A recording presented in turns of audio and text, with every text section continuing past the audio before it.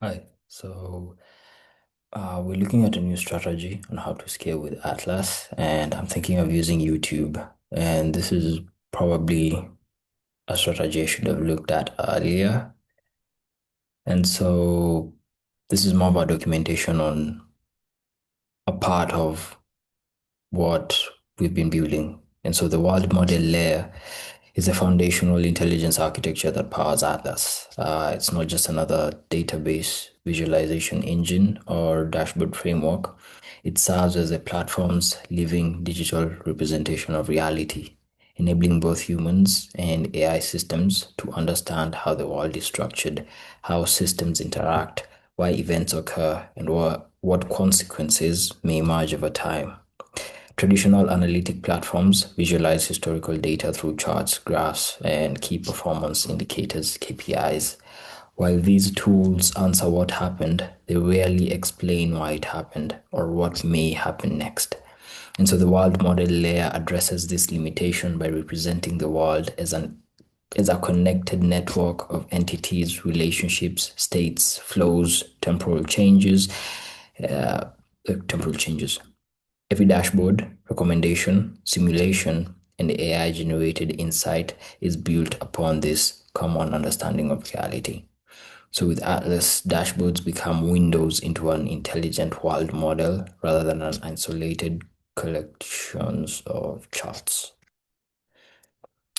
So imagine opening a dashboard that doesn't just tell you what happened, but explains why it happened, what caused it, and what is likely to happen next. So most dashboards today show charts, some show maps, and others show KPIs. But what if your dashboard actually understood the world? What if it knew how rivers affect farms, how farms affect food prices, how food prices affect households, and how all of those changes ripple across society? And so this is what the world model is designed to do. And so today we're going to explore the foundational intelligence architecture behind Atlas. This is what we're working on, Atlas, which is the world's first regenerative platform uniting ecosystems across land, oceans, and human health. We are actually open source, and you may be able to look at the code, see how you can contribute and bring your ideas, your impact, and your knowledge. We're looking for developers, communities, researchers, etc. And so the problem with traditional dashboards, is what we've been able to talk about, is I think you can look at a case study. Imagine you're looking at a business dashboard and it tells you the revenue, which has increased by 8%. You can also see the rainfall, which has decreased by 20%. The food prices have increased and the electricity demand is rising. These numbers are useful, but they can leave one important question unanswered. Why? Traditional dashboards treat every chart as an isolated fact. Reality does not operate that way. Everything in the real world is connected. A drought doesn't just reduce rainfall, it affects rivers. Those rivers affect farms. The farms affect food supply. Food supply affects markets.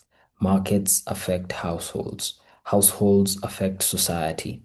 And reality is a network, not a spreadsheet. And this is where the world model begins. And so, what is the world model? This is what we've been able to architect using Lovable. This is the world model for Atlas.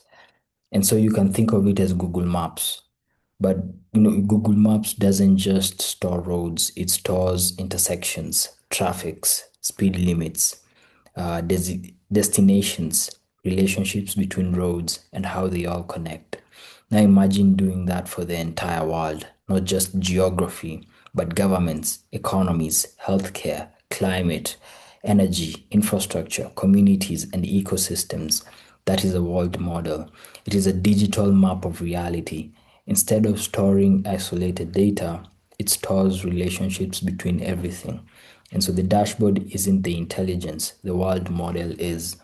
And you can be able to use it as a window to explore it. And so there are a few building blocks on what we've been able to architect on the world model. And okay, look at this. This is more of a relationship between what I'm talking about.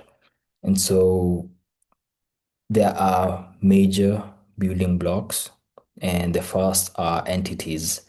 Everything becomes an object, a hospital, a river, a power station, a market, a forest. Each one has its own identity, location, history, current condition, relationships, and future projections. Instead of rows inside a database, they become living digital objects. Next, you have relationships. Reality is built from connections. A river supplies water. You have Tana River here. It supplies water to Masinga Dam complex. Uh, Agriculture supports markets. Think you have the Nairobi food markets. We have the Mwea irrigation scheme here. This is agriculture, and it supplies food to the Nairobi food markets, wholesale and retail food distribution network. Markets support communities. Instead of showing one statistic, you're able to see the chain connecting them, as you can see, the connections. And you can literally trace the cause and effect. And so, third, we have the state. Every object has a condition: stable, recovering, critical, stressed, degraded. And so, fourth, wait, just like a doctor is able to check a patient's health, we can continuously monitor the health of systems. Fourth, we have time. Reality changes. The platform remembers yesterday, understands today, and projects tomorrow. Every entity has its own timeline, not just where it is, but how it got there. Fifth, flow. The world isn't static. Water flows, money flows, people move, disease spreads, energy travels, information circulates. We are able to model the movement across systems instead of freezing everything into static maps. Finally, uncertainty. This is incredibly important here. AI doesn't always know the answer. Sometimes it's confident.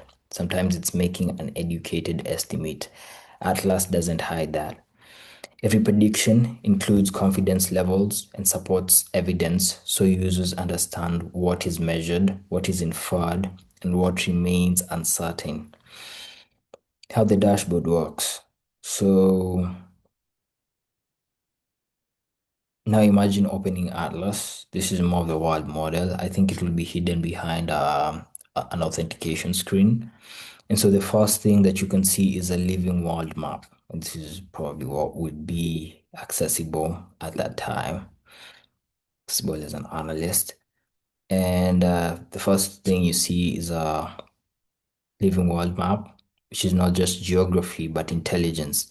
You zoom into a region, you click into a river, and a panel opens. It tells you what the river is, what it depends on, what influences it, its current conditions, its historical changes, its future risks.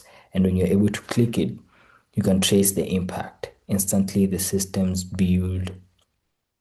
able to build a reasoning chain. Rainfall decreases, the reservoir levels fall, hydropower production slows, electricity shortage appears, industrial output declines, jobs are lost, economic stress increases, and that is not just analytics, that is system reasoning.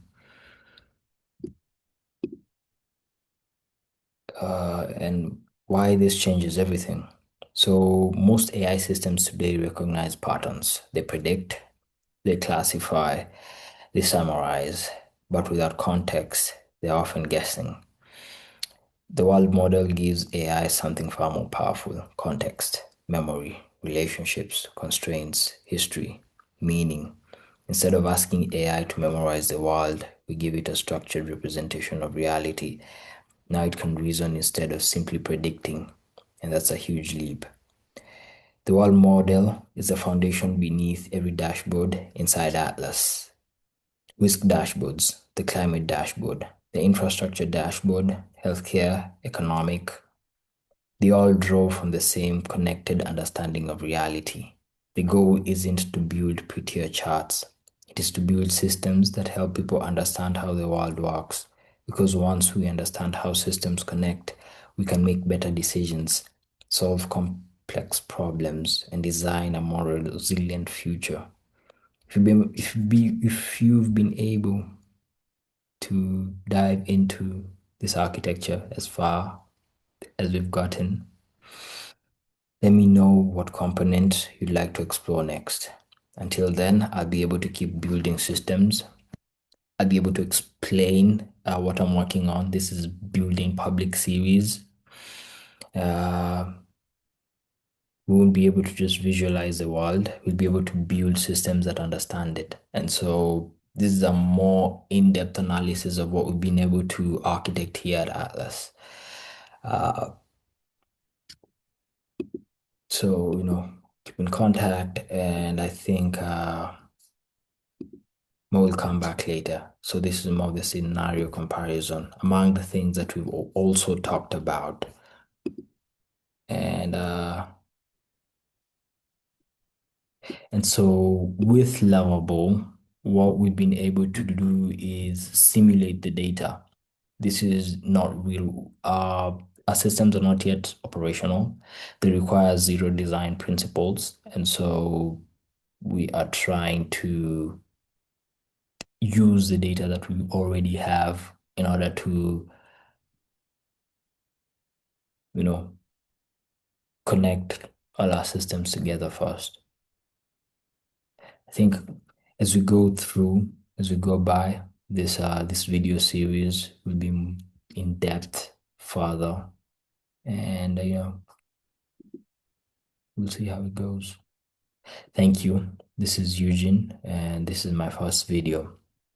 I had a conversation that said, if you're not willing to look like a fool on the first video, don't be interested in being a master. So if you found this video educational, hit the like, subscribe, and